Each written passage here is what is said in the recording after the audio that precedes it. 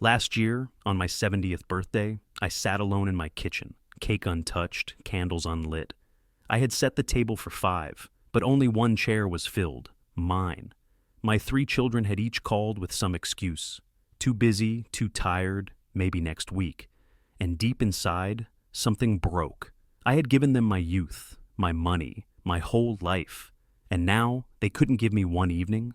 At first I told myself it was just bad timing. But then came the missed calls, the short, polite texts, the awkward silences during family dinners, until one day my youngest daughter looked me in the eyes and said words I'll never forget.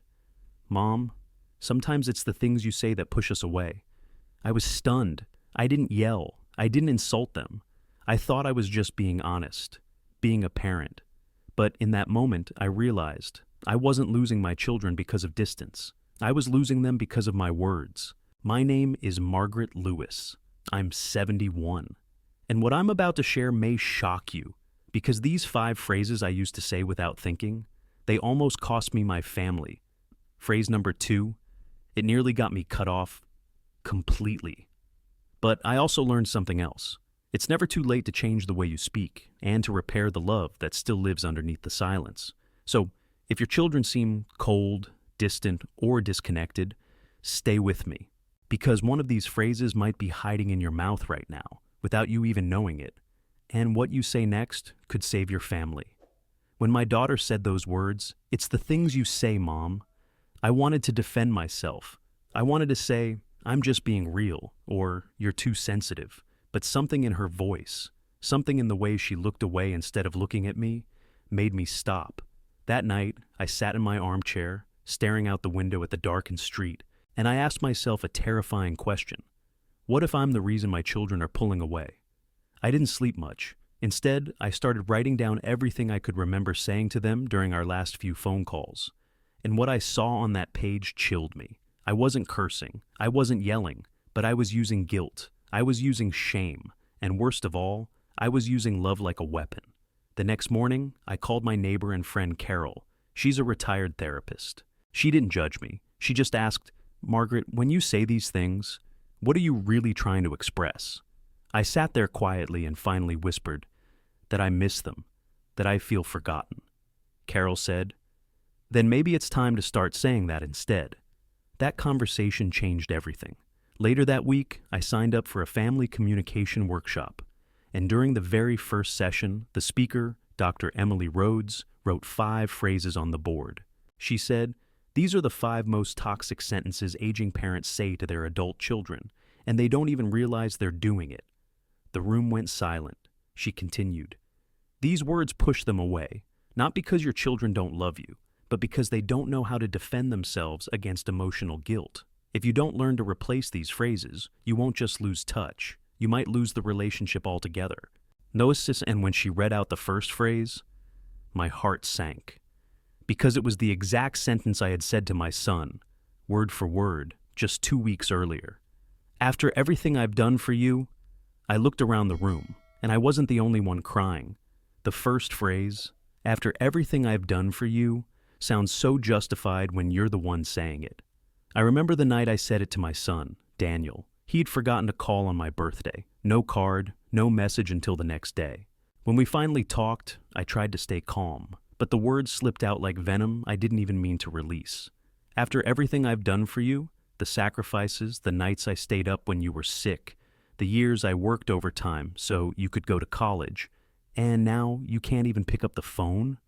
I thought I was just expressing hurt, but his silence on the other end of the line told me I'd done something deeper. He didn't argue. He didn't explain. He just said, "I have to go, Mom." And for 3 weeks, I didn't hear from him at all. It was only during the communication workshop that I understood why. Dr. Rhodes explained that this phrase transforms love into a ledger. It implies that parenting was a transaction, not a gift. That every bedtime story, every packed lunch, every tuition check now has a price attached, and the child is falling short of the bill. "This phrase doesn't build gratitude," she said. "It builds guilt. And guilt corrodes relationships faster than anything else." That hit me hard, because I realized something I didn't want to admit. I had been keeping score. I expected Daniel to call every Sunday. I expected my daughter Melissa to invite me to every holiday. And when they didn't, I didn't ask for connection. I punished them with guilt. That night I sent Daniel a message. Not a guilt trip, not a list. Just this. I miss hearing your voice. I'd love to talk more. Would a Sunday afternoon call work for you? He replied the next morning. Yeah, Mom, I'd like that. Let's do it.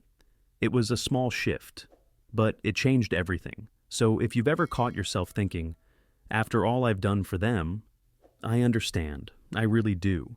But parenting isn't a loan your children are obligated to repay. It was a choice, one you made out of love. And if you want connection now, you have to speak from that same place of love, not from a ledger. Try this instead. I really enjoy our time together. I'd love to find a way to connect more. What would work for you? It's not about being passive. It's about being honest, without blame. Because when you drop the guilt, you make space for grace. And grace is what keeps love alive. Even in silence. The second phrase, the one that almost cost me my relationship with my youngest son, is the most dangerous of all. Your spouse is turning you against me. I didn't scream it. I didn't even say it outright at first. But the message was there, laced into every sigh, every passive-aggressive comment. You used to visit more before you got married. I'm sure it's Sarah's idea that you're too busy now.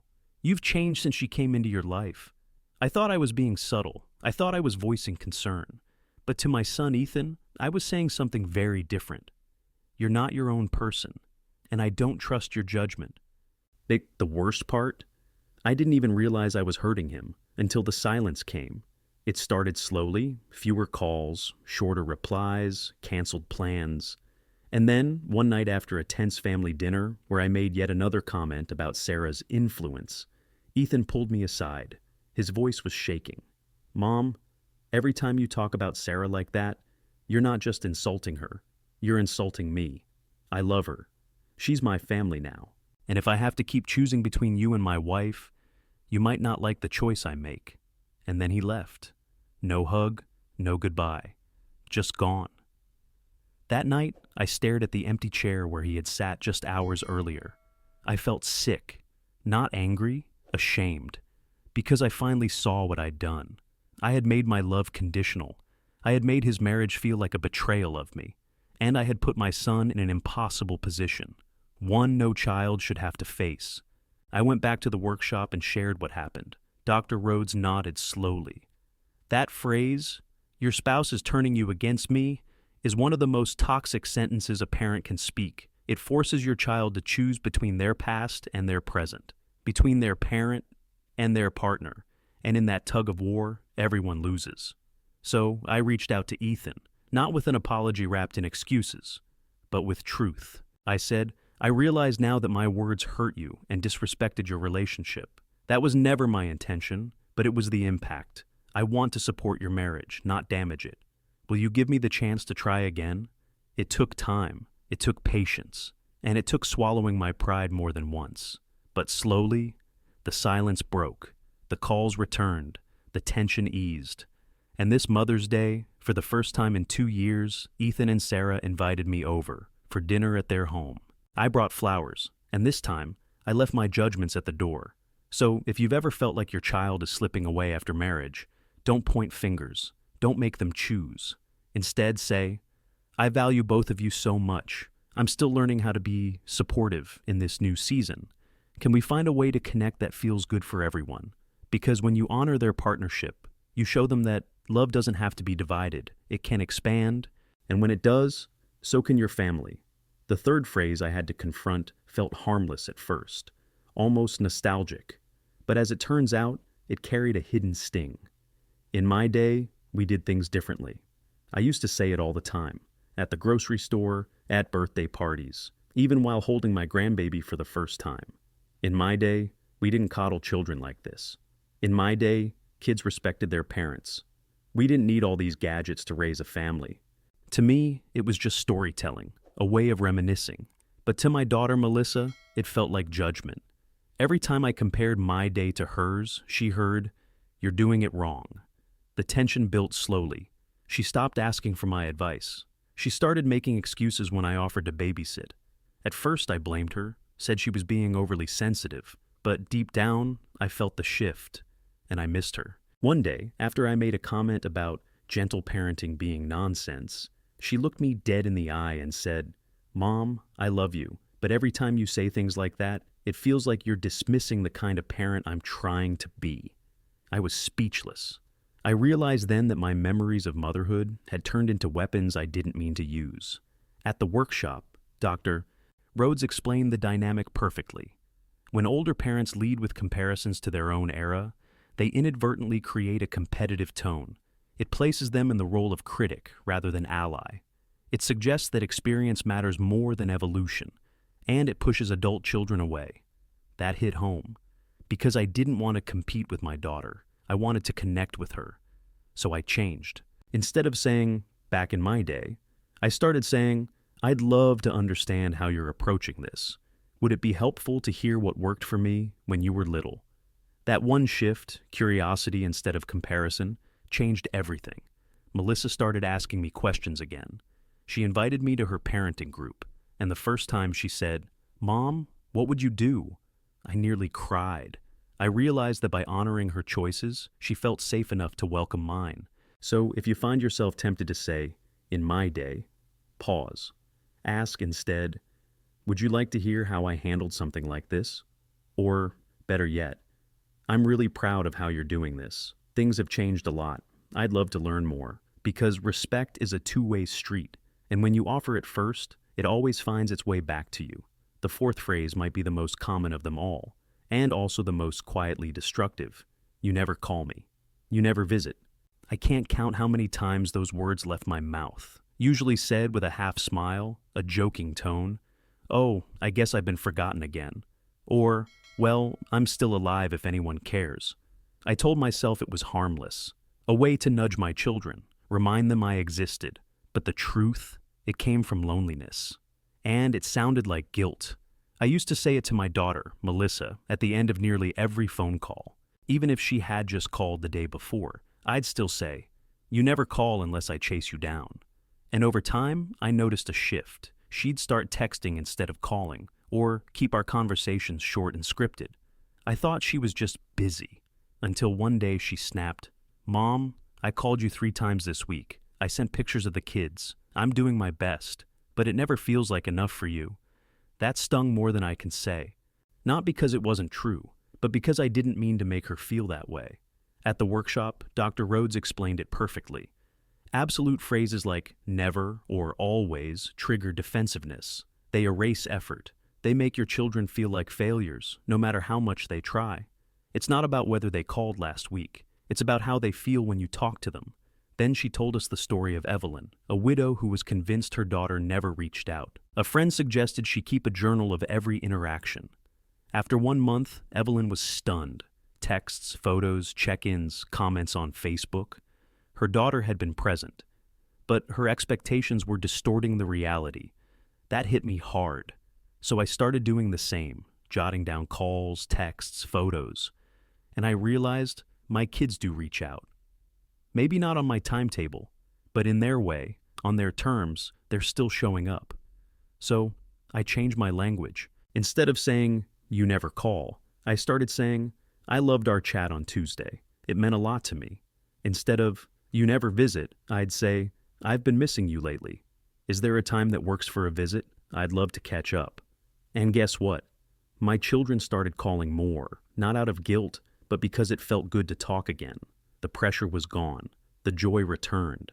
So, if you catch yourself about to say, "you never," pause. Ask yourself, is that really true? Or am I just feeling lonely? Then say this instead. "I really enjoy our time together. I'd love to find a rhythm that works for both of us." When you shift from accusation to invitation, connection comes back, not out of obligation, but out of love. The fifth and final phrase, the one that cut the deepest, even when I said it quietly, even when I said it through tears, was this: "You'll regret it when I'm gone." It sounds like a cry for love, but really it's a whisper of manipulation. I remember saying it to my son Daniel during a moment of frustration. He had canceled plans, again, and I was feeling forgotten, left out, hurt. So I said it, not loudly, not angrily, just enough for him to hear as he hung up the phone. One day I won't be here, and you'll wish you'd made time. I'll never forget the look on his face. He didn't yell, he didn't argue, he just went quiet. And from that day on, his visits became less frequent, our conversations more strained, and I didn't understand why, until I heard Robert's story. Robert was a 78-year-old grandfather from Denver, and his children had started pulling away. He didn't know why, until his son finally told him, "Dad, every time you remind us of your death, we don't feel urgency. We feel dread. It doesn't make us want to visit. It makes us want to avoid the guilt." That hit me like a punch to the gut, because I realized I wasn't asking for connection. I was threatening absence. Dr. Rhodes explained, invoking your mortality as leverage creates fear, not closeness. It makes your children associate time with you, not with love, but with anxiety, guilt, and pressure. And the more I thought about it, the more I realized how unfair that was. My children shouldn't feel like spending time with me was a countdown clock. They should feel drawn to me, not dragged by guilt. So I made a new promise. No more guilt, no more veiled threats, just honesty. I called Daniel, and this time I said, "I know I've said things that made you feel burdened. I don't want your love out of fear. I want it because you enjoy being with me. I miss you, and I'd love to create more memories together." His voice softened. He said, "I'd like that too, Mom. Let's plan something." And we did. A simple lunch, nothing fancy. But the weight between us, it started to lift. So if you've ever said, "You'll regret it when I'm gone," I understand the pain behind it. But there's a better way to say what your heart is really trying to express. Try this instead. These moments with you mean everything to me. I hope we can create more of them, together. Because your value isn't in how many days you have left. It's in how deeply you choose to love today. And when your children feel that love, without guilt, without fear, they'll come back. Not because they have to, but because they want to. 6 months ago, I was a different person. I was bitter, lonely, convinced that my children were abandoning me. Now I see the truth. I wasn't being abandoned. I was unintentionally pushing them away, with my words. I didn't scream. I didn't insult. But I used guilt like glue, hoping it would hold them closer. Instead, it made them slip through my fingers. But here's the good news. Just as words can drive people apart, words can also bring them back. Since I started replacing those 5 toxic phrases, everything has changed. Daniel calls me every Sunday. Melissa invited me to her parenting group. Ethan and his wife Sarah had me over for dinner for the first time in 2 years. And at my 71st birthday, the table I once sat at alone was full again. There was laughter, there were hugs, there was love. Not perfect, but present. What changed? I did. I stopped speaking from pain and started speaking from truth. I stopped trying to control their attention and started inviting their presence. Here's what I've learned. Instead of, "After everything I've done for you," I now say, "I'd love to hear your voice more often." Instead of, "Your spouse is turning you against me," I say, "I respect your relationship and want to be a part of your life, both of you." Instead of, "In my day," I say, "Would you like to hear what worked for me when you were little?" Instead of, "You never call," I say, "I loved our chat last week. Let's do that again soon." And instead of, "You'll regret it when I'm gone," I say, "Our time together means everything to me. Let's make more of it."